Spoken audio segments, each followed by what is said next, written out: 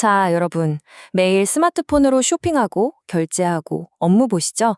그런데 이 복잡해 보이는 디지털 비즈니스의 세계, 그 속은 대체 어떻게 생겼을까요?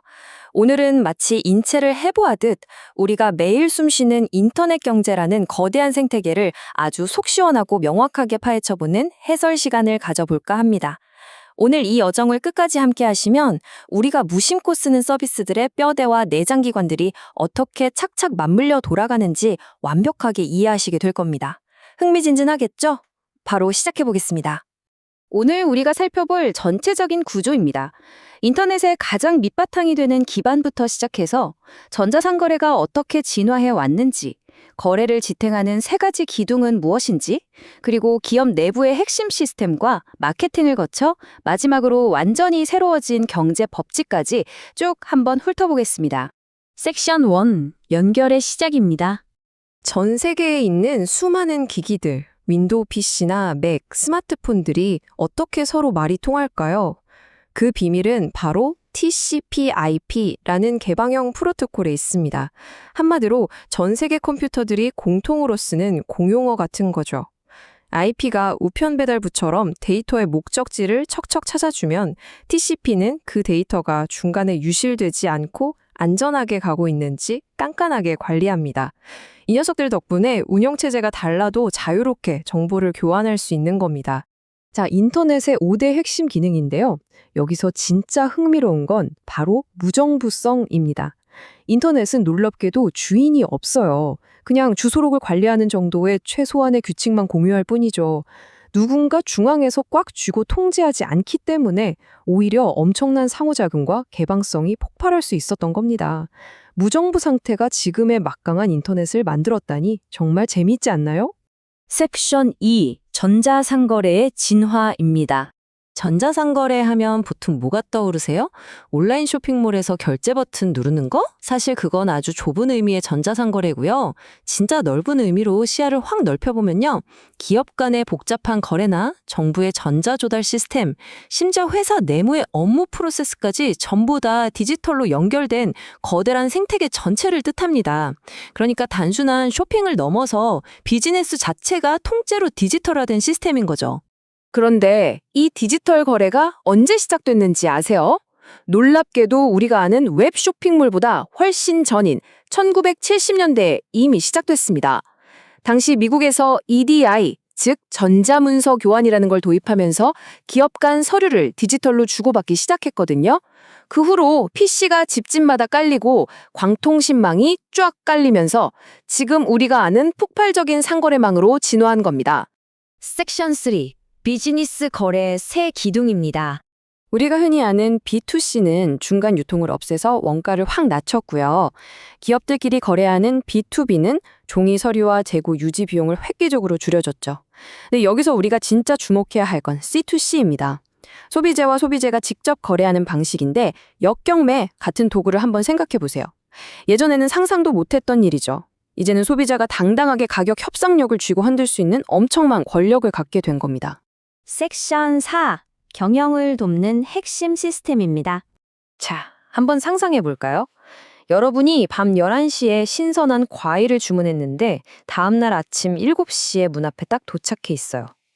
이 매끄러운 경험 뒤에는 대체 어떤 보이지 않는 시스템들이 숨어 있는 걸까요? 이 디지털 기업들을 팽팽하게 굴러가게 만드는 내부의 비밀 무기들을 한번 들여다보겠습니다. 그 첫 번째가 바로 SCM, 공급망 관리입니다. 쉽게 말해서 기업의 신경계라고 보시면 돼요. 원자재를 가져오는 것부터 시작해서 상품이 여러분 문 앞에 도착하기까지 물건과 정보, 현금의 흐름을 한눈에 보면서 가장 효율적인 길을 다이나믹하게 찾아내는 거죠. 이 신경계가 아주 빠릿빠릿하고 건강해야 여러분이 주문한 상품이 제때 배송될 수 있는 겁니다. 그 다음은 CRM, 고객 관계 관리입니다. 한마디로 기업이 여러분을 기억하는 시스템이에요. 과거에는 그냥 불특정 다수에게 똑같은 광고를 뿌렸잖아요. 지금은 다릅니다. 데이터를 싹 분석해서 여러분의 평소 구매 패턴이나 취향을 파악해내죠. 이제 기업은 여러분을 통계 속 숫자가 아니라 아, 이분은 이걸 좋아하지? 하고 1대1로 대우해주는 겁니다. 정말 마법 같지 않나요? 그리고 이 모든 걸 하나로 묶어주는 끝판왕이 있습니다. 바로 ERP, 전사적 자원관리입니다. 회사의 영업, 생산, 구매, 회계부서를 하나의 거대한 통합 두뇌로 묶어놓은 거예요. 영업팀에서 물건 하나를 딱 팔면 생산팀과 회계팀 데이터가 실시간으로 쫙 업데이트됩니다. 부서 간에 서류 들고 뛰어다닐 필요 없이 하나의 실시간 대시보드에서 회사의 모든 피가 돌게 만드는 핵심 인프라인 거죠. 그럼 이런 기업들이 일을 잘하고 있는지는 어떻게 평가할까요? 이때 균형 성과표, 즉 BSC를 많이 사용합니다. 재미있는 건 옛날처럼 올해 돈 얼마 벌었어? 하고 재무적인 숫자만 보지 않는다는 거예요. 직원의 역량을 키우는 학습과 성장, 내부 프로세스의 효율성, 그리고 고객의 만족도까지. 당장 눈에 보이지 않지만 장기적인 생존에 절대적으로 필요한 요소들을 아주 골고루 균형 있게 따져보도록 만드는 겁니다. 섹션 5. 인터넷 마케팅과 가격 정책입니다. 마케팅의 판도 완전히 바뀌었습니다.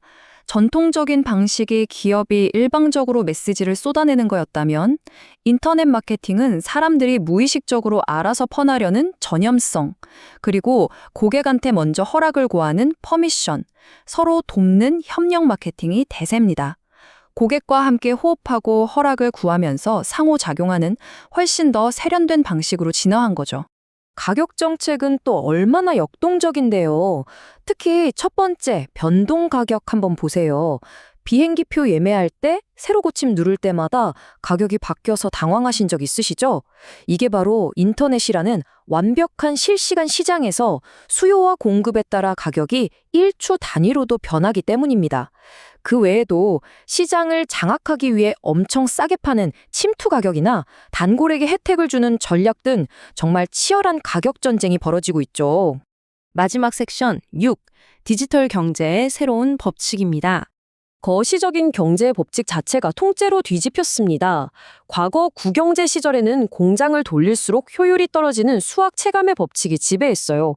그런데 신경제에서는요, 네트워크가 커지고 사용자가 모일수록 그 가치가 폭발적으로 커지는 수학 체증의 법칙이 통합니다. 게다가 과거에는 꽁꽁 숨겨져 있던 정보들이 이제는 투명하게 공개되는 완전 정보의 시대가 열렸죠. 눈에 보이지 않는 무형자산과 네트워크가 엄청난 부를 창출하는 세상이 온 겁니다. 이 모든 변화의 한가운데 바로 웹 2.0이 자리 잡고 있습니다. 여기서 제일 중요한 키워드는 단연 사용자 참여입니다.